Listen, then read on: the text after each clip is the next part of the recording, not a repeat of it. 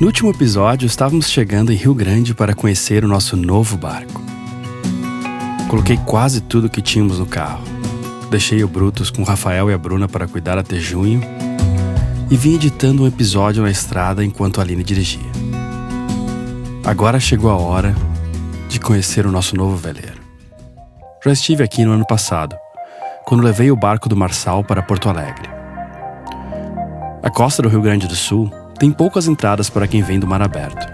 Na verdade, com exceção de embarcações bem pequenas, a Barra de Rio Grande é a única. Isso porque a costa do Rio Grande do Sul é muito plana, com praias gigantescas. A maior delas, a Praia do Cassino, a maior praia do mundo, com 254 quilômetros de extensão. Quando essa barra foi construída, em 1911, era a terceira maior obra naval do mundo, só atrás dos canais do Panamá e de Suez. Antes da sua construção, a entrada era muito difícil, com ventos e correntes fortes e bancos de areia que mudavam de lugar. Isso atrasou o desenvolvimento do Rio Grande do Sul em muitos anos em relação ao resto do Brasil. Aqui foi a primeira vez que andei em um veículo à vela, percorrendo com os meus pais os 4 quilômetros da Barra em uma vagoneta. So go ahead and leave it. I don't know what's on your mind, and there's no way I can fix it, but you're also leaving me behind.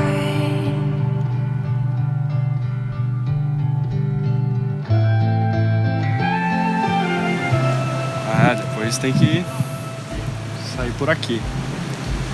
E depois que você sai por aqui é tipo um salto no escuro. No escuro não, mas assim, é um salto que é difícil voltar, né? Passa um dia velejando, tem que chegar ao outro lado, não dá pra voltar mais. Legal. How I try to make you stay.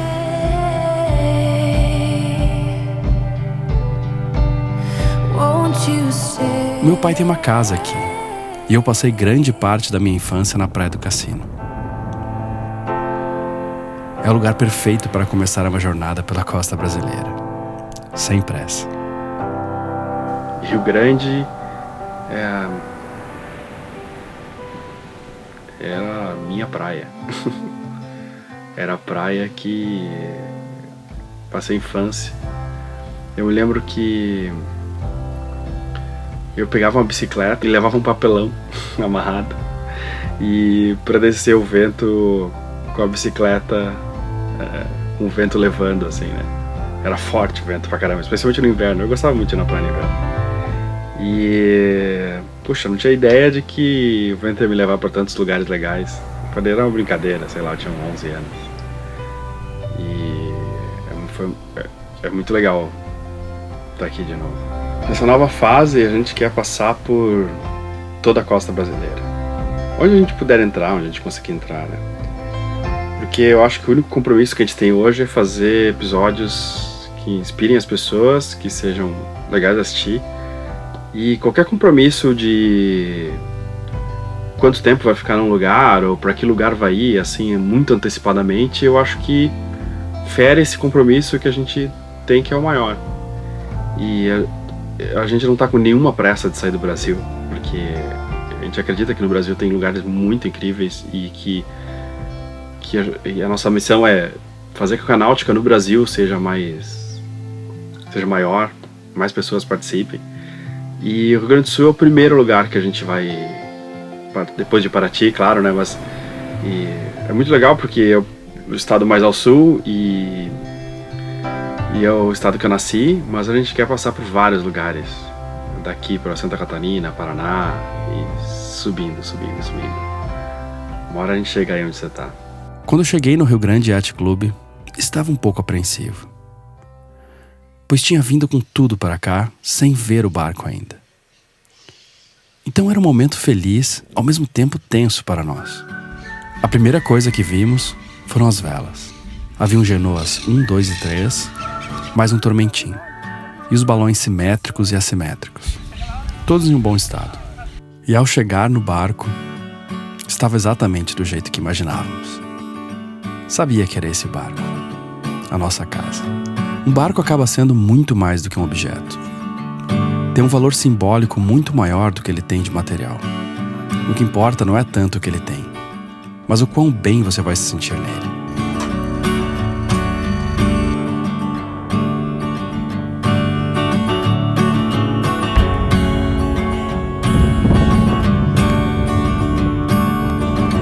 Estamos comprando ele do Paulo César Gonçalves, o Pileca, Commodore do Rio Grande Yacht Club. Quando falei que ia comprar o barco dele para algumas pessoas aqui no Rio Grande do Sul, todos foram unânimes de que poderia comprar com os olhos fechados. Tivemos um problema no motor logo que chegamos. Isso nos fez perder um tempo por aqui. Mas o Paulo não mediu esforços para nos entregar tudo perfeito. Não foi ele só que nos recebeu bem aqui. Tivemos vários vizinhos incríveis aqui no Rio Grande Yacht Club. Inclusive um inusitado. Havia um Brutus no nosso lado. Era muita coincidência. Eu já havia falado antes com seu dono, Ricardo, que também foi um vizinho muito legal. O Rio Grande Yacht Club é o primeiro clube de vela do Rio Grande do Sul, fundado em 1934. Tivemos a sorte de conhecer alguns sócios muito antigos, como o pai do Paulo, que veleja hoje com 90 anos, e o Edson, que toca sozinho seu Martinique 25 aos 78. Eu tinha 5 anos. Meus tios construíam os barcos de madeira. Bom, e então a primeira navegação foi com esse pessoal aí, que era muito severo. Os estais, inclusive, o pessoal não tinha tanta condição econômica assim. Os estais eram de arame desse. E a gente ficava preparando o barco, a moçada, né? O dono do barco só ficava observando. Nós ficávamos preparando o barco 2, 3 horas antes e depois 2, 3 horas antes para desmontar. Mas durava bastante esse estádio de arame? Ah, sim, não. Inclusive os garrunchos da vela eram feitos de arame também, que entrava na vela dobrada. E as velas eram de algodão, entralhadas e costuradas. Mas eram velas bem cortadas, andavam bem. 1960, 59, aí, né? Eu acho que hoje uma coisa que ajudou é a previsão do tempo melhor, basicamente. Sem dúvida nenhuma. É um diferencial principal. 2 dias tu pode confiar na previsão de tempo aí, principalmente os quadrantes que o vento vem e a intensidade de vento que tu vai ter, tá?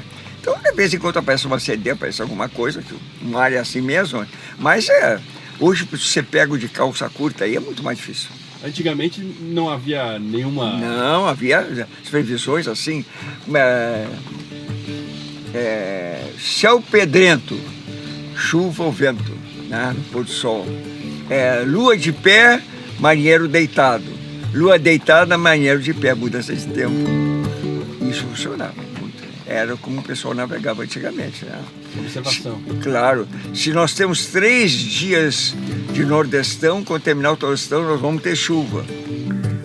O Edson, junto com o Pilecão, né, que é o pai do Paulo, que é o dono do balanço, junto com o Ricardo, tem uma tripulação. E eles estavam numa tripulação, um com 78, o outro com 90, com 89, e o Ricardo, que era mais novo. E aí ele estava me contando que os dois, o Edson e o Pileca, estavam reclamando com ele, brigaram com ele, porque numa regata ele não subiu o balão. As células envelhecem. Nós temos um comando dentro de nós que vai enviar, à medida que ela envelhece, uma nova célula que vai substituir aquela. Só que nesse processo contínuo, não é, elas não vão tendo a mesma vitalidade, a mesma resistência, não é? Mas o cérebro vai compensando isso aí, não é assim? A experiência, né? Sim. Rio Grande tem uma grande ligação com o mar. Achei incrível que uma cidade de 200 mil habitantes tenha tantos veleiros no Yacht Club. 4 piers repletos de barcos, quase todos com velejadores da cidade. Rio Grande é uma cidade de 200 mil habitantes, né? Sim. Mas tem um clube com vários barcos, né? E eu pensei assim, puxa, deve ser que nem Paraty, muita gente do interior vem, mas não, o pessoal daqui veleja muito, né? Agora os bageiros estão invadindo aqui, lenta e seguramente. Mas nós estamos tendo agora também um fenômeno que é típico da época, né? O número de lanchas agora tem vindo mais lancha do que veleiros. Porque o veleiro é técnico, né? Então as pessoas, para manobrar um veleiro, tem que ter um conhecimento mínimo, e a lancha já te facilita um pouco mais. Mas nem por isso nós temos um número apreciável de veleiros aqui, temos um pessoal que não abre mão do veleiro, então... Ainda tem um número, mas assim, ainda é um número bem maior de veleiros do que lanchas aqui, né? Sim, sem dúvida nenhuma. Civilizações marítimas têm historicamente uma tendência de serem mais abertas e receberem novas ideias e visitantes de uma forma melhor. Isso desde a Grécia Antiga, se você comparar Esparta com Atenas. Ninguém aqui é estrangeiro, porque nós sempre recebemos muita gente, há mais de 200 anos, pessoas que vêm em navios, embarcados. Quase todo a ida a Porto Alegre, por exemplo, era muito mais fácil através da lavoura do famoso Geni Naval e o cruzeiro. Era muito mais comum do que pela estrada. A estrada se ia tudo, mas tinha que passar. Aqui no São Gonçalo tinha uma barca, depois tinha também ali no Gril, para atravessar o rio ali, e em Porto Alegre mais uma. Então era muito mais fácil. Depois nós tivemos a fundação aqui em Rio Grande da Varig e da Savag. E aí começamos a ter aviões, essa coisa toda já facilitava um pouco. Mas todo mundo, vamos dizer assim, viajava, até porque característica nossa, viajava no cruzeiro ou na Geni Naval. Então eu quero que tu entendas isso. Em determinado momento, as pessoas, tu deve ter notado isso, é um pouco diferencial. Eu andei bastante pelo interior do Rio Grande do Sul no meu trabalho, e as pessoas são meio reservadas no primeiro momento. Depois que tu tem algum tempo, aqui em Rio Grande já direto, pergunta qualquer coisa, te dá informação. É uma das características dos rio-grandinos. Mas eu tenho vamos dizer assim, uma ligação especial, porque o meu primeiro casamento, eu casei com uma descendente dinamarquesa. E eles vinham a vela da Dinamarca aqui, a viagem mais rápida, 45 dias. E um fato interessante, que talvez não seja muito, vamos dizer, realçado assim, que não existia estivador. Quem carregava os navios, descarregava os navios, consertava os navios, era tudo a tripulação, que ganhava uma parte disso aí. E eram tão longas as navegadas que eles fumavam cachimbo, que eu ainda tenho, né, com uma tampinha assim. Então esse pessoal é um dos que faziam parte da nossa cultura aqui. Então tivemos franceses, tivemos alemães, os portugueses, é claro, que foi a colonização primária. Então o Rio Grande é uma mescla disso tudo aí, e que nos trouxe essa hospitalidade tão gauchesca, de passagem, né? Porque ela é gaúcha, a nossa hospitalidade, né? 1900 e alguma coisa, né? 20, 30, né? Isso por aí. Antes da da Segunda Guerra Mundial. Em 1920, então por aí, ainda chegavam navios a vela com carga aqui. Ah, sim. Inclusive tem fotos, o Lauro deve ter lhe mostrado fotos aqui na frente do porto, aqui, os barcos todos atracados à vela, né? Que era não tinha o cais, né? O cais foi construído pelos franceses depois, né? E rebocavam eles com a vapor ou não, eles atracavam a vela? Atracavam a vela e remavam. E para subir o São Gonçalo, falo isso aí, não posso te garantir, que muitas vezes, quando faltava vento e tinha um pouco de correnteza, rebocavam pela margem do São Gonçalo. Até a Mirim, onde continuava navegando.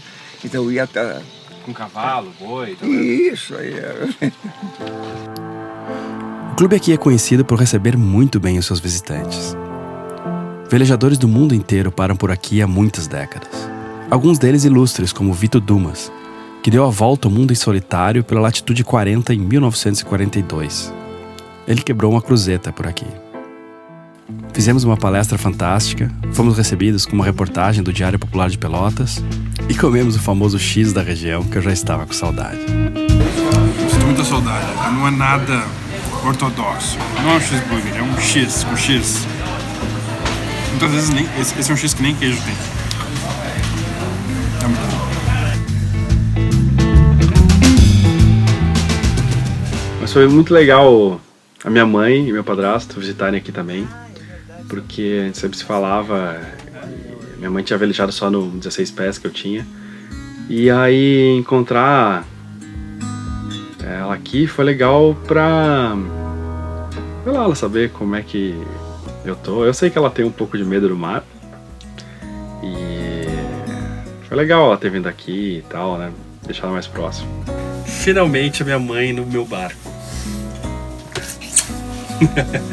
Bem ao lado do clube, há também o Museu Oceanográfico, que eu já tinha visitado quando era criança. O Museu Oceanográfico ele foi fundado em 8 de setembro de 1953, pelo nosso saudoso professor Eliezer de Carvalho Rios e mais seus amigos. É uma história que é muito linda de se conhecer. O Museu Oceanográfico, inicialmente, eles tiveram uma atenção profunda através da ciência ao conhecimento do mar. E hoje esse conhecimento está ali, espelhado nas exposições, nas atividades científicas do Museu Oceanográfico. É uma referência, pertence à Universidade Federal do Rio Grande. O Lauro também criou o Centro de Convivência dos Meninos do Mar, o CCMar. A água tem esse poder transformador, as pessoas ficam muito interessantes a partir das suas experiências no ambiente aquático. Eu sou suspeito, né? Eu sou oceanógrafo há muitos anos e tenho um grande amor pelas águas e sempre vivi muito conectado à água, mas obviamente eu gosto de gente também, né? Então eu gosto de gente, eu gosto da história, gosto da geografia, gosto da comida, gosto do prédio antigo, eu gosto de educar as pessoas, gosto de contribuir com a educação da juventude e tenho uma grande esperança na juventude. E aqui essa escola que eu criei e fundei chama Centro de Convívio dos Meninos do Mar. É uma escola bastante conhecida, é uma escola que já funciona há 10 anos, e aqui nós preparamos pessoas com ênfase na mentalidade marítima. Nós temos uma grande conexão, uma grande parceria com a Marinha do Brasil, que os fundamentos que nós usamos são os fundamentos da Marinha do Brasil. Da disciplina, da organização, do respeito às diversidades, do respeito à pátria e de todo o esforço que o cidadão e a cidadã precisam entender que é possível e é necessário para que a gente tenha um Brasil que olhe com mais consideração para as suas águas. A CCMar foi uma surpresa quando a gente visitou. Eu esperava encontrar algo legal, mas eu achei um profissionalismo muito bacana, assim, um prédio legal. E o Lauro pareceu um cara bem apaixonado pelo mar. E paixão não seria a palavra certa, porque paixão é uma coisa que passa rápido, mas ele está há muitos anos amando o mar e dá para notar isso nele.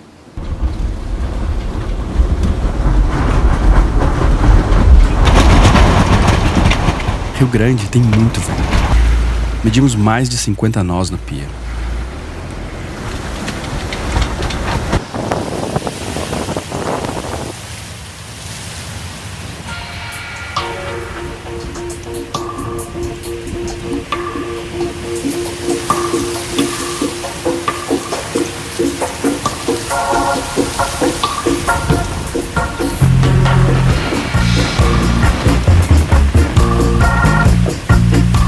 Eu já peguei com brutos 43 nós velejando e tal, em algum lugar um pouco mais abrigado e tal.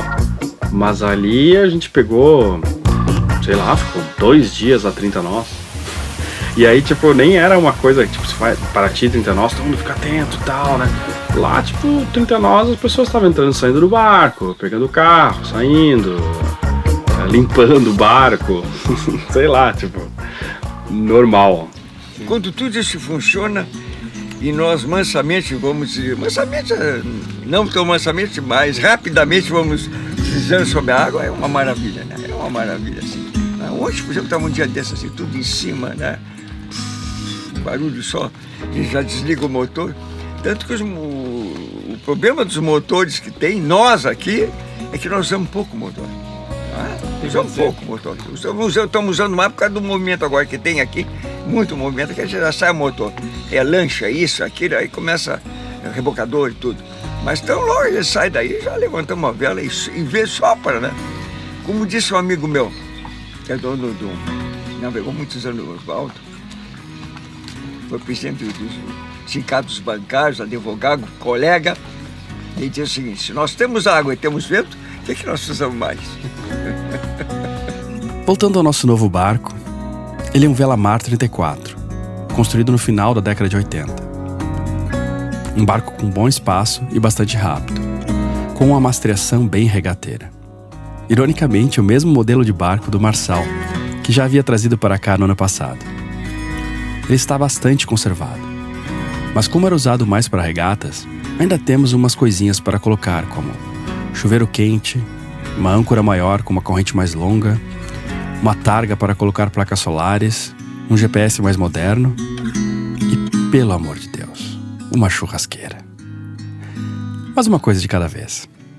Demorou pra gente achar o barco. A gente já tinha vendido o Brutus, mas sei lá, tinha que ser um barco que coubesse no bolso, tivesse um espaço que a gente queria, fosse seguro e que a gente conseguisse usar o motor o mínimo possível. Era um objetivo da gente, assim.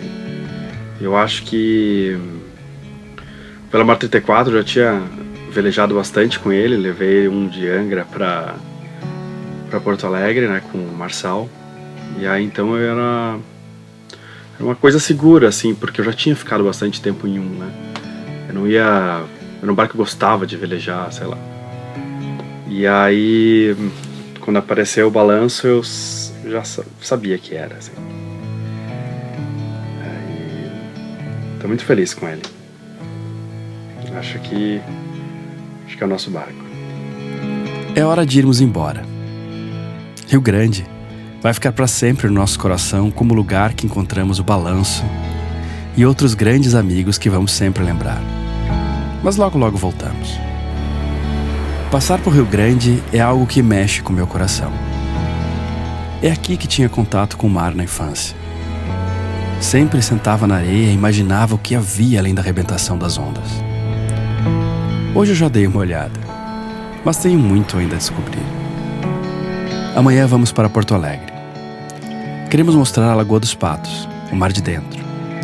De agora em diante, com um novo membro na família. Bem-vindo, Balanço.